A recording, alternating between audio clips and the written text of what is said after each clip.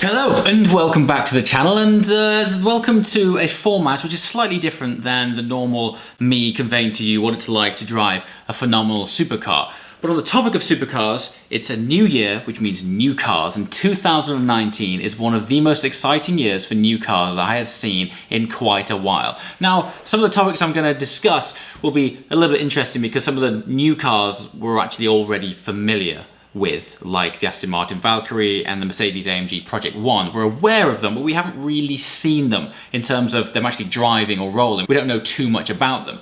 So what I'm going to do is go through a list of cars that I am really excited for in 2019. Now, just because they're going to be announced doesn't necessarily mean we're going to see them in production form, but I've got a good feeling for what's on the horizon. So what better place to start than alphabetically with A for Aston Martin. Now, as I just mentioned, Aston Martin, we've seen the Valkyrie. We know it's coming, we know it's their flagship hypercar, but we have yet to see that car actually roll. Now, towards the end of 2018, we were lucky to grace our ear holes with the sound of that incredible engine. So they've developed a naturally aspirated V12 together with Cosworth, which is going to generate 1,000 brake horsepower, and it's going to rev out to 11,100 RPM.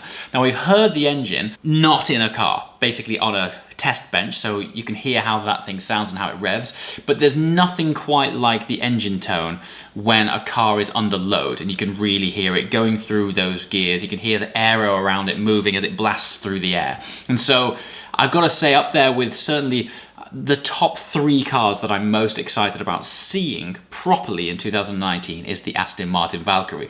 Now, please stay tuned to this channel because I've got some very exclusive, very insightful happenings going on with that car. I shan't give away too much just yet, but this is probably going to be one of the channels to give you some of the most exclusive looks into that car, so please stay tuned. Now, also on the topic of Aston Martin is a car that some of the world is aware of, but we don't have too much information on. So far, we are aware that Aston Martin are going to be launching, for the first time ever, a mid-engined road-going supercar.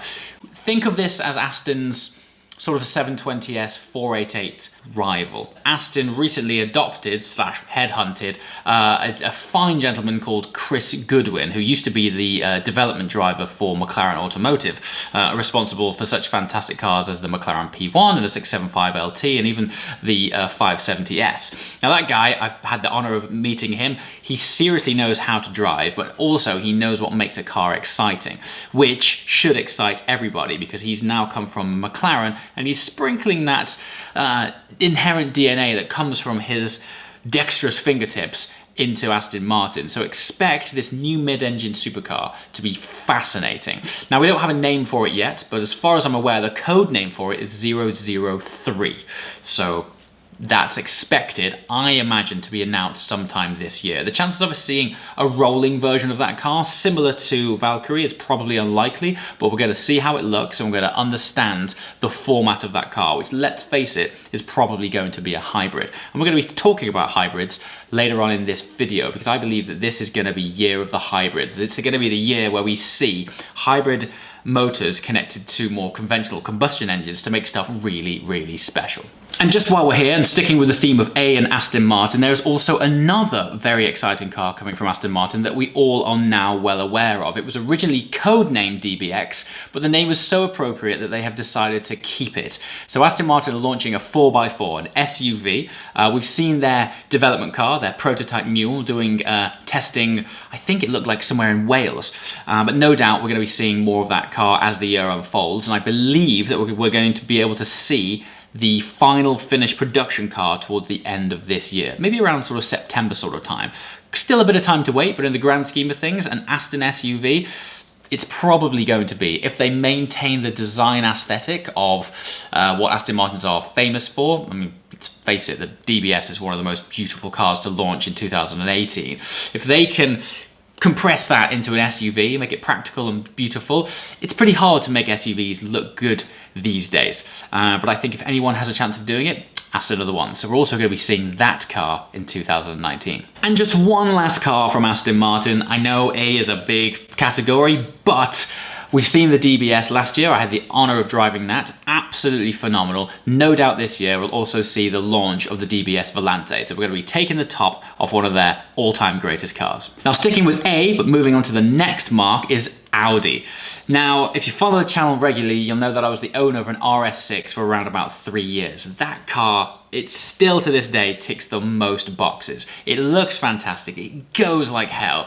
They sound great, they're menacing stance on the road, they're four-wheel drive, 5 seats, big boot. What more do you want? I've always said it, that as a whole, if you were to have one car, it's such a compelling package because it kind of does everything. We haven't seen any new RS6 images officially yet, and I think Audi are sort of playing their cards close to their chest. I have nothing to back this up, but I'd even go so far as to say that they might have even pushed the launch of this car back, because think about when the last RS6 launched and think about the competition that is in that space now. The RS6 for me was always the king of the super estate cars, but in that time you've had Porsche launching the Panamera Sport Turismo, Mercedes, who have always had an AMG estate, but it's never been four-wheel drive, and now that they have their 4MATIC S cars, I had the privilege of driving one around Silverstone. They are right up there and super capable. So all of a sudden, Audi have really got to pull their finger out in order to maintain themselves as king of the practical estate cars. We've seen rumors of the RS7, which typically forms the same platform as the RS6. We're looking at still maintaining the twin turbocharged V8, but what's really interesting is that there might be 2 variations offered. So we might have the non-hybrid version of the RS6 and the RS7, and then the slightly upper tier version where we're going to be hybriding this car. Now, let's face it, the RS6 never lacked torque. RS products have a cult following. The RS6 is arguably up there with the greatest, and the chances are we're going to see a new one this year, which excites me greatly. It's also one of the reasons I kind of got rid of mine, because when a new one comes along, the previous generations typically take a hit, as fantastic as they are. And who knows, I might end up getting into a next generation RS6 if they maintained that super fat road stance. And we're still on A. This is the last A, I promise. But it's just one car. Again, we've seen it. The Apollo IE, Intense Emozioni. Now, it's similar to Valkyrie. We've seen it. In fact, this car, we've seen it roll. It's actually live in the real world, driving on the roads, and we've even heard it.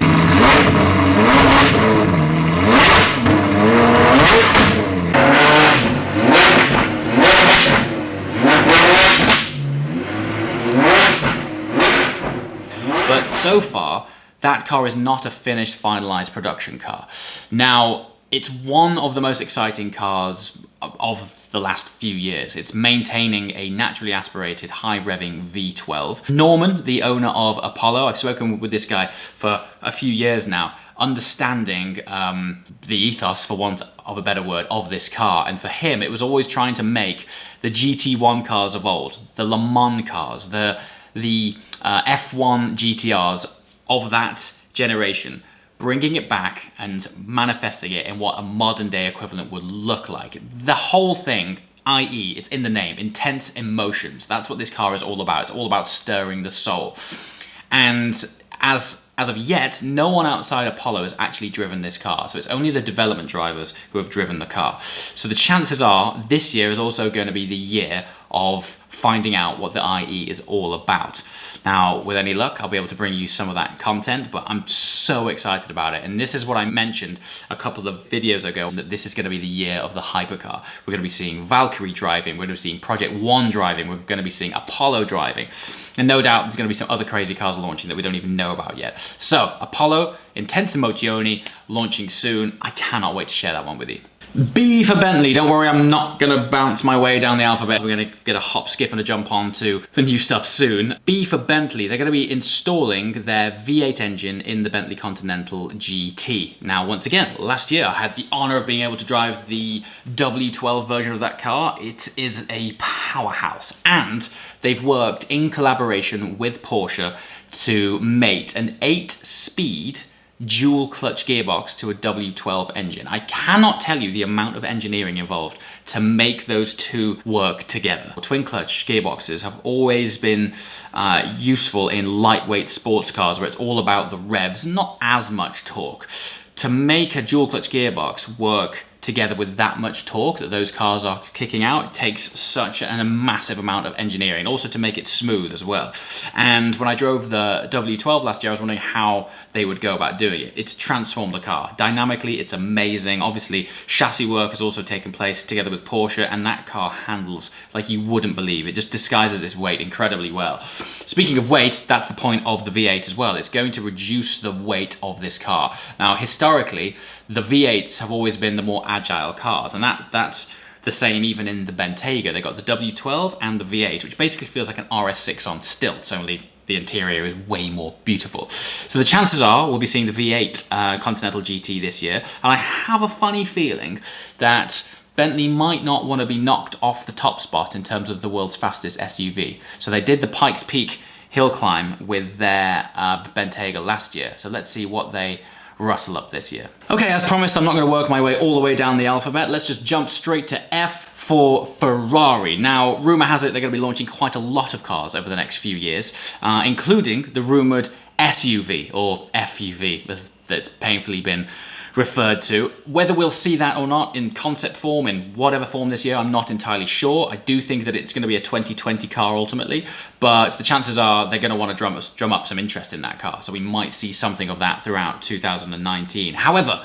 the real big one for me is the replacement, the successor to the 488. Now, typically, when Ferrari launched their end-of-line special edition cars, in this case the 488 Pista, there is often overlap with the end of the production of the special edition car, so the end of the production of the Pista, typically overlaps with the beginning of the production of the replacement car. So the chances are, maybe Geneva, we might see the replacement of the 488. Now for me, it's about time. That platform, even though the 488 looks like a pretty new car, it is ultimately a heavily fettled 458 platform with a turbocharger on it. And while the engine characteristics have changed the feel of that car entirely, the interior, let's face it, still feels like a 458, which makes it 10 years old. So we really do need a refreshed car. Now, why it excites me is that this is their revolution jump. So think of the 488 as that sort of facelift filler car. It's the car where they've plugged the gap between launching their entirely new car. Why I say I'm excited, this successor will be what the 458 was to the F430. Absolute game changer. What that'll look like, I don't know. The chances are it'll be a hybrid. It might be a slightly downsized engine, but with any luck it'll rev higher. Let's see how it goes. But normally when Ferrari launches a whole new category of car, it really is a revolution. And let's just quickly cover M before we jump to P. Mercedes. Let's face it, the biggest one here is definitely Project One. We've seen this car now for an entire year. We know it has a Formula One engine in it. There's been performance figures shared, sure, but let's face it, it's not until someone gets behind the wheel and shows us what this thing looks like when it's moving, sounds like under load, and we're gonna have the inevitable comparisons against the next tier of hypercar. Imagine the Project One going head to head with the Valkyrie and the Apollo and all this craziness. It's gonna be mad when all of these things eventually hit the road. But yes, Project One, fascinating to see how that unfolds. And then of course, not so high up in the M tier is the more standard AMG products. Now we've seen the A35 AMG, but we still haven't seen their little flagship, the A45 AMG, which from experience driving previous A45s, they've been amazing little cars. So I'm really excited to see the A45 AMG. And one more M before jumping to P, McLaren. We know the 720S Spider's being launched. In fact, I'm driving that in a few weeks' time. But I've got a funny feeling there's some other things up their sleeves as well. The rate of development is so fast that we're going to be seeing some very interesting cars. This might be year of the Spider in terms of there being a 600 LT Spider. We know the 720S Spider. And then of course, will we see Speedtail rolling?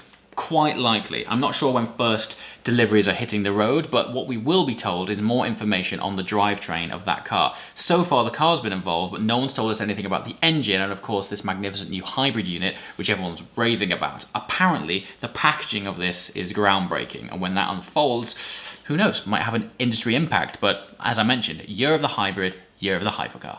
Our next letter, P, which is more about evolution. Porsche. 911 992 platform has been launched. Massive deal. Whenever Porsche launches a new category, the world stands to attention, but nothing quite like a new 911. Now, this platform has been evolved for over 50 years. Once again, I had the honor of being able to share with you the launch of the 992 Carrera 2 and Carrera 4S at the end of last year. But off the back of that platform, we're going to be seeing everything else, aren't we? Think GT3s, 911 turbos, GTSs, convertibles, all sorts of variations that are going to be based on the 911 platform. Obviously, the two that I'm really interested in are what they're going to do with the GT3 product, and also I'm fascinated to see what they do with the turbo product. Once again, this might be the platform where they hybrid it. This might be when we start to see more mainstream mass production. Not that I would necessarily classify a 911 Turbo S as a mass production car, but it's certainly no 918 Spider. And this is when we're going to be seeing some of the best in the game creating what their vision of a hybrid future looks like. I just have a massive interest in the new Turbo S. I'm really interested to see where that goes, particularly considering that the 992 generation body is already a wide body. So what's a Turbo S going to look like? What I'm interested in their GT products is how they're going to apply the GT feeling to the car, because right now it's only a turbocharged car. The chances of them doing a turbocharged GT3 are probably rare this time around, but on the inside, I'm interested to see how they're going to augment the driving experience to make it more driver focused. What I mean by that is, currently on the inside of the car, there's no gear shifter, and that might seem obvious with it being a PDK car, but what is really convenient in PDK cars is that when you're coming out of a tight junction, or you might be crossed up, your paddles are on the wheel, so they sometimes change and you're not entirely sure where they are. So on current GT products, you've got the shift stick in the middle where you can knock the gears up as you're coming out of a tight junction. But in the new car, they only have the option of a drive select switch, which is kind of like a little USB stick size lever about that big, which you can only put it into drive, reverse, and neutral. So I'm going to be really interested to see what they fit in there to make the GT product a more GT product. Also, we're probably going to be seeing some more manual cars as well. So I'm really interested for the future of that platform. And on that note, that pretty much rounds up what is at the top of my mind for the future of performance cars coming throughout 2019. Now, brands generally play their cards pretty close to their chest. That's just the stuff that we're generally aware of. There's definitely going to be some surprises throughout 2019. And on that note, I'm going to leave you pondering as to what juicy stuff might be coming. As always, guys, thanks for watching. I shall see you next time. Ciao!